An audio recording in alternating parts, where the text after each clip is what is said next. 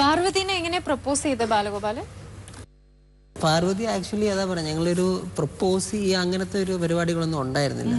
Actually പുള്ളിക്കാർ എൻ്റെ വീട്ടിൽ കല്യാണാലോചനകളുടെ തിരക്കുള്ള സമയമായിരുന്നു. അപ്പം she was acting in a serial like K Rajeev sir എടുത്തൊരു സീരിയലിൽ പുള്ളിക്കാരുടെ അമ്മ കഥാപാത്രമായി ചെയ്തത് ശ്രീലക്ഷ്മി ചേച്ചിയാണ്.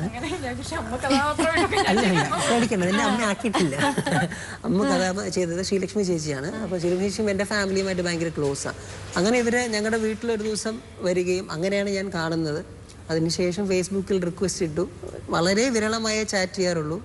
എന്നാലും ഒരു ഫ്രണ്ട്ഷിപ്പ് ഡേയുടെ അന്ന് ആണ് ഞങ്ങളുടെ പിന്നെ 1-2 തവണ ചാറ്റ് ചെയ്തിട്ടുള്ളൂ. ലൈക്ക് ഒരു മെയ് കഴിഞ്ഞിട്ട് ഏതാണ്ട് ഓഗസ്റ്റിലാണ് എനിക്ക് ഇതുപോലെ ഒരു ഫ്രണ്ട്ഷിപ്പ് ഡേ. ഫ്രണ്ട്ഷിപ്പ് ഡേ ഞാൻ ആക്ച്വലി എല്ലാവർക്കും ഒരു ഹാപ്പി ഫ്രണ്ട്ഷിപ്പ് ഡേ ഫോർവേഡ് ചെയ്യുന്നതിന്റെ കൂട്ടത്തിൽ ഞാനൊരു മെസ്സേജ് ഇട്ടു.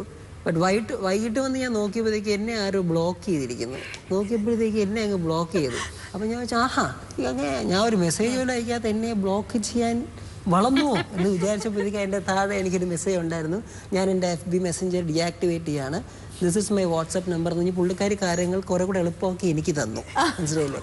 പിന്നെ വാട്സപ്പ് ചെയ്തു ഞങ്ങൾ കുറച്ചൊരു അടുത്തപ്പോഴത്തേക്കും തന്നെ എനിക്ക് മനസ്സിലായതൊരു അടുത്ത ഗ്രേഡിലോട്ട് പോവാണ്. അപ്പം ഞാൻ തന്നെ പറഞ്ഞു, ഞാൻ എൻ്റെ വീട്ടിൽ പറയാം, പാർവും വീട്ടിൽ പറയൂ, ഫാമിലി ഓക്കെ ആണെങ്കിൽ നമുക്ക് അതിൻ്റെതായ രീതിയിൽ പോകാം എന്ന് പറഞ്ഞിട്ടാണ് ആക്ച്വലി നമ്മുടെ റിലേഷൻ മുന്നോട്ട് പോകുന്നത്. എല്ലാ സംഭവങ്ങളും വളരെ പെട്ടെന്നായിരുന്നു. ഫാമിലി ഓക്കെ ആയി.